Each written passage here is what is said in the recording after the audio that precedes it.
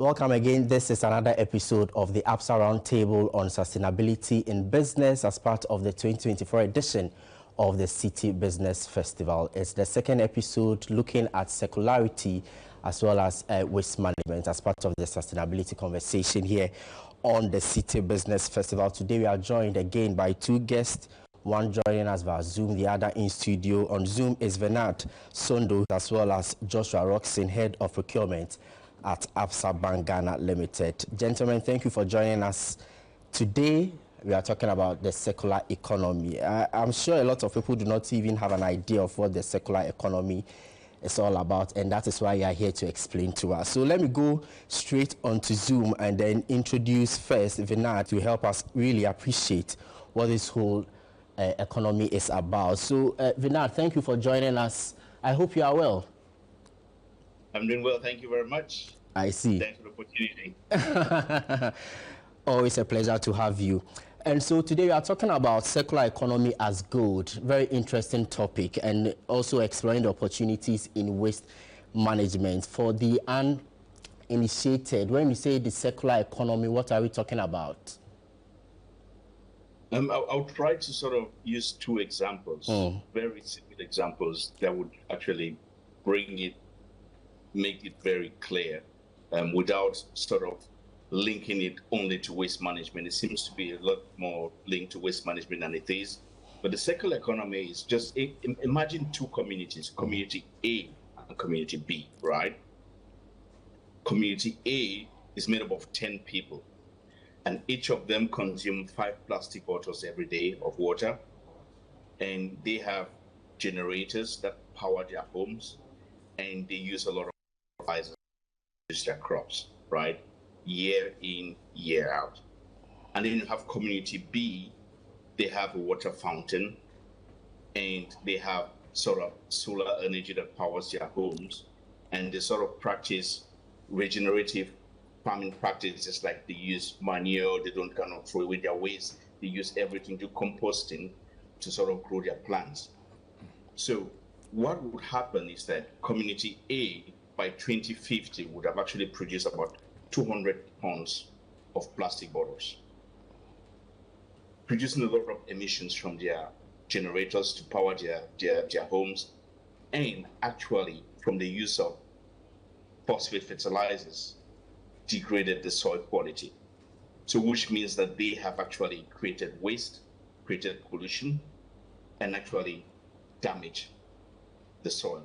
So the circular economy is basically that the practice of eliminating waste, reducing pollution, while sort of engaging in regenerative practices.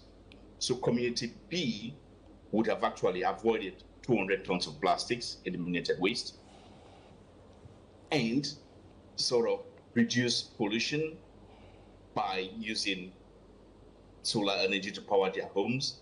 And because of their practice of regenerative practices, really sort of made the soil much more healthy and productive. And that is basically the basic concept of the circular economy. You eliminate waste, you reduce pollution, and you engage in regenerative practices. So if we continue the way we are at the moment in terms of our linear, when they say linear concept of economy, our linear lifestyle, we are taking, making, and then you throw away, right? And if we continue at this stage, we would have tripled our waste production by 2050.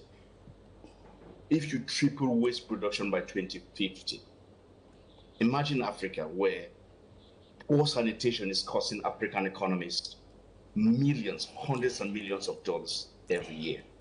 So if by 2050, we have tripled our waste and poor sanitation is still a huge issue, you can imagine how much erosion of our GDP would have, which would be a cause of poor sanitation, because we have not been circular in our practices.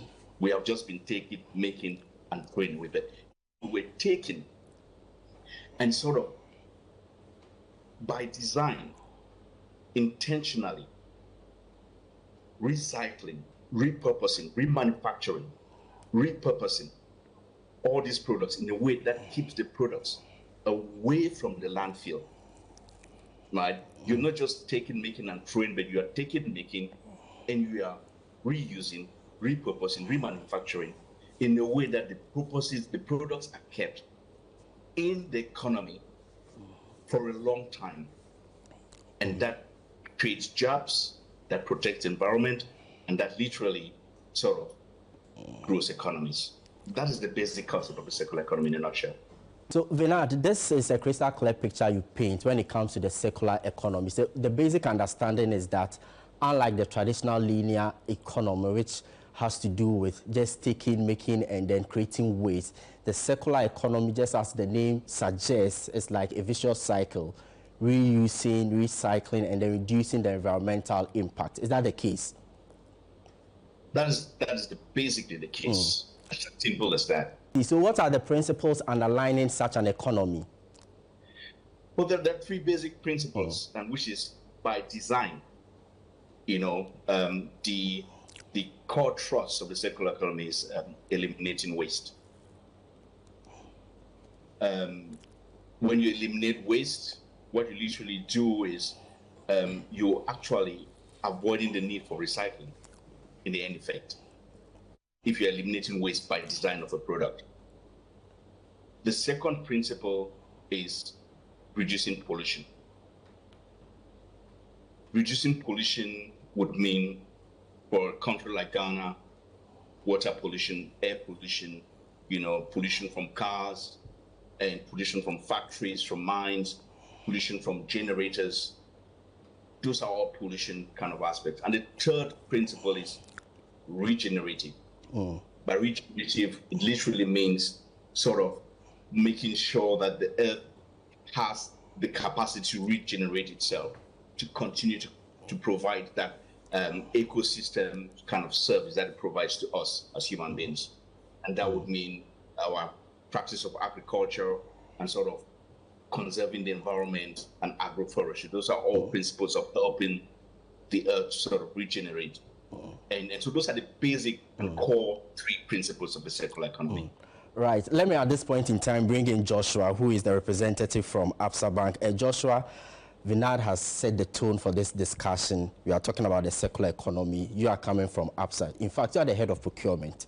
And so I'm sure when you are buying, you are purchasing, you are being minded of the fact that this thing that we have to do or this thing that we are purchasing must not have any negative impact on the environment. And so for you as a bank, the concept of circularity, a circular economy, what does it mean to you? Sondo has actually set a tone for us, but as a bank, there are a number of things that we have done in the area of circular economy just to ensure that we are meeting sustainable goals. Okay, so first of all, we have ensured that for the first point, reducing waste, okay, and reusing. We have rolled out an initiative that helps us to recycle all our waste in the bank. Okay, so we've positioned bins, advantage locations across the spectrum of the bank, where colleagues, when they use anything that is no longer required, would go and put them in those bins. That allows us then to be able to move them to these compost sites for recycling and for reuse. So if you are to talk about how businesses can transition, what is the general idea or what are the processes? Are you able to speak to it? How businesses can transition? And in fact, speak to me about the benefits that a business can inure when it comes to the circular economy. Maybe you can use ABSA as an example. Start from how businesses can transition, and there are different business operations, right? Every industry and what they look out for and what they do. But when we come to our example, okay, and the benefits that we are deriving from circularity, okay, so maybe I'll touch on the benefits briefly in terms of using things much longer, okay, reducing waste in our operations, reducing cost in the end by through a reduction of waste in our operations. Once you have these benefits at the back end, now what steps must you follow to make sure that you actually derive those benefits? Is a business case, okay, which was spoken about earlier on. you make the business case to the key stakeholders who would have to support you to achieve it. And it has to be crystal clear that in doing this, we are not only reducing costs in our operations or saving the environment, you are not only making the case about the benefits that you are deriving from the process, but then you also are ensuring that everyone within the chain buys into it and runs and supports the process by being very deliberate about it, okay? So if you were my colleague and you needed a machine replaced for you, and the machine is at a phase where really it is at the 3rd year, but it still can be used, how do I convince you that keep on using that piece of equipment whilst we plan your replacement, once we have identified the reuse and the next phase of the item to move in? I see you keep talking about reduction in cost, but does this reduction in cost translate into profitability for you as an institution? And if you are able to quantify that? So any cost that is sustainable hits your bottom line. And absolutely, once it's hitting your bottom line, you get the benefit in profitability. Your P&L is 2 sides. Your expense section and your revenue section. And then once you're reducing costs, it goes to the base and improves on your margin. All right, let me now go back to Vinand. Vinand, you are the expert here, and I'm sure you can also tell us about the challenges or barriers associated with the implementation of a circular economy. Contextualize it for us as Ghanaians, as Ghana economy, and also as Ghanaian businesses. How do you see the implementation of a circular economy vis-a-vis the challenges thereof? Cost reduction is literally an aspect of product input. If your product input is sort of minimize, save costs in terms of procurement and the product cost that goes into products.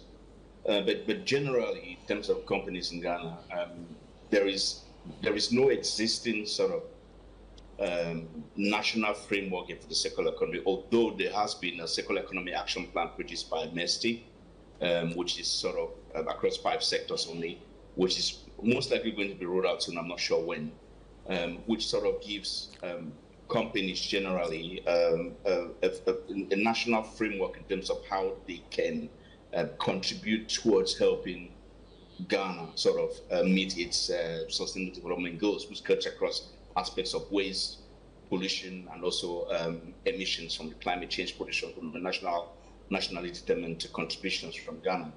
So the challenges are generally the cost of implementation, not just the know-how in terms of understanding how to go about it. Most bigger companies would sort of benefit from a network of collaborators where they have these resources available that they can leverage from. But SMEs and MSMEs that are sort of small and sort of like isolated in their operations would generally struggle with the right sort of resource to help them with that transition. And even if you are transitioning, there is no incentive that actually helps you sort of write off that cost of transitioning. So it generally would make you a little bit uncompetitive compared to your competitors, because you're actually investing in reducing your cost, your bottom line. How that adds up to your profitability, that's always a challenge.